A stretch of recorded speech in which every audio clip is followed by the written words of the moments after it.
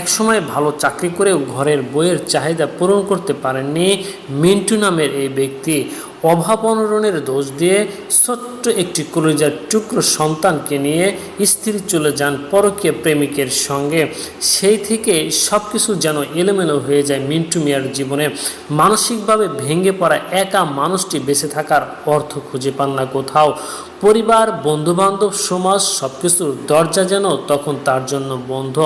তবে হঠাৎ করেই জীবনের ব্যস্ত শহরে এক কোণে তিনি খুঁজে পান এক নতুন পরিবার। রাস্তার কুকুর আর বিড়াল হয়ে ওঠে তার নতুন সাথী, তার নতুন পরিবার।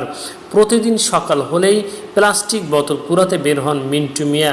যা আয় হয় তার বেশিরভাগই চলে যায় এসব প্রাণীদের খাবার জোগাতে।